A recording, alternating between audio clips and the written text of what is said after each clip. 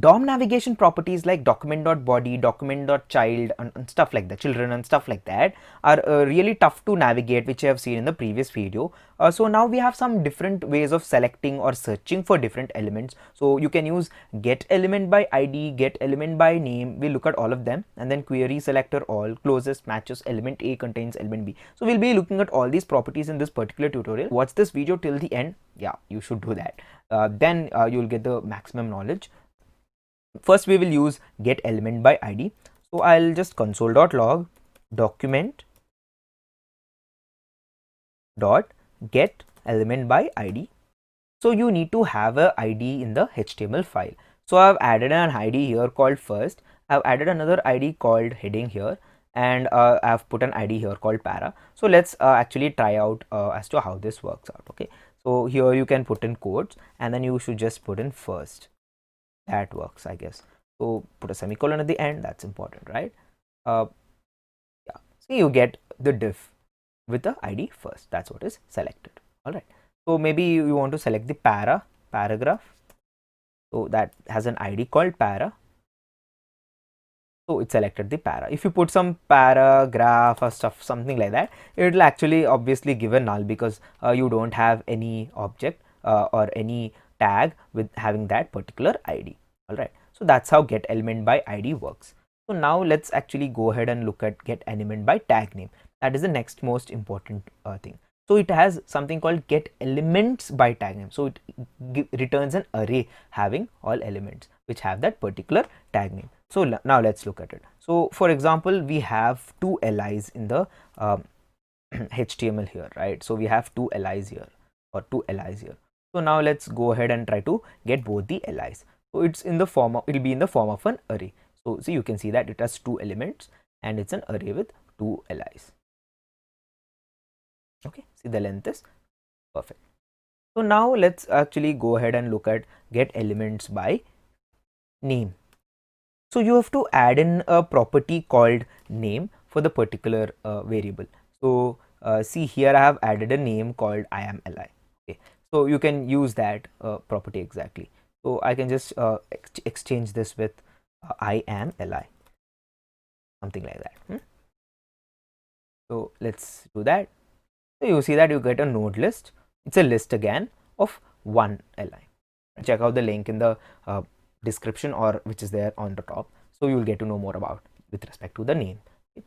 So now let's go ahead and do something with respect to the class names. My class, you can see that in the HTML file. I have the my class here in the A. I have created two A tags with the class my class, link 1 and link 2. So let me just save that and let's get back here. Okay, so you have this link 1 and link 2. So you have again when I did console.log document.get elements by class name my class, you will actually see that you get both the elements here. So now let's go ahead and look at what query selector is and query selector all. So both of this. So first let's look at query selector all. So I'll just delete this.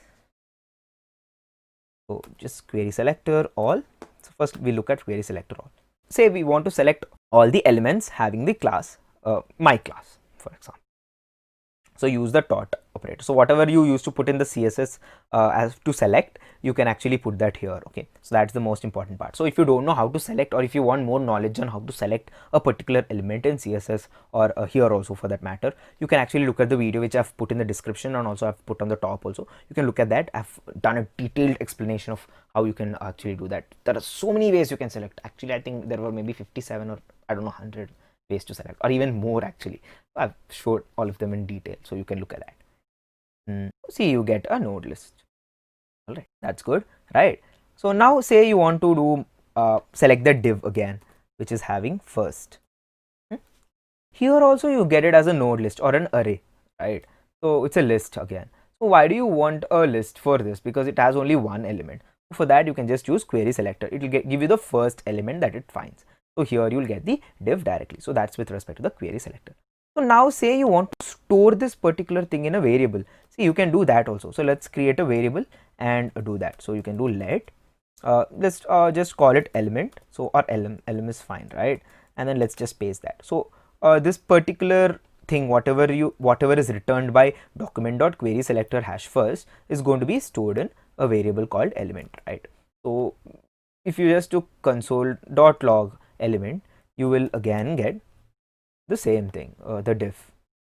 So this is how you can. Now let's say you want to search for a particular thing in the whole document. Say you don't know whether it's there or it's not there. So then we will actually use matches. So let's create a loop here. So let element of document dot body dot children. So you're searching for this particular element in the whole document as such.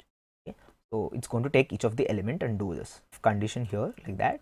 And then if you say that elim dot matches, so you can use this, it's going to return a true or false. Say you want to check whether a particular link is there, okay, which has a href, which contains in its href something like you use this dollar and equal to. So we do that dollar equal to this.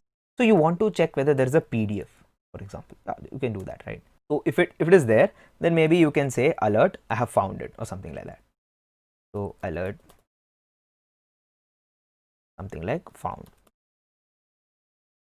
So let's actually see our document and see whether we have any link with a PDF written there. So we don't have, we just have hash, right? So now it should actually not give us any alert if we run it. We don't get any alert, right? So say we want to put in a PDF thing here. So this dot PDF, something like that, huh? So we have that here. So let me just save it. So now you should actually get the alert found. And you can even return that particular element or store that particular element somewhere if you have it in a function and stuff like that, right? So you can maybe do alert found plus elm.href. So you can access the href also. That's also possible. Okay. You got a found and then file blah blah blah blah blah. So now let's actually look at this new thing, which is element A is contained in element B. So again, let's create a variable. So let's create the variable lm again, and then do document dot let's just get let's use query selector. So query selector and directly type in div here, right? We have only one div, or it will just give us the first div, right? Doing console dot log. So element elm contains. So you can use this keyword here, which is there, contains, and inside that you can put in whatever element you want to search for. Maybe so let's call this element 2, and let's get that element also. So I'll just copy this whole statement, and yeah, that should help us out, right? So you have element 2 here, which is going to be the first li. So yeah, that looks good, right? So now if you search, actually you will get true value, because element 1, which is the div, so here you have the div, okay, it contains the li, right? The first li. So maybe you put div here. Does the div contain itself? It's true, right? It contains it. So maybe you want to do h1. So it doesn't contain the h1, so it will give a false value. This is how you can actually check like this, and it will be very helpful in the future. So that's with respect to this. So there's one more thing which I want to say. See, query selector is very easy to use, right? Then why do we have all these get element by ID, get element by name, and tag name and stuff like that? That's the bonus tip which I'm giving you. So it is said that query selector uses 2 times more time to the time complexity as such is more with respect to the query selector than this.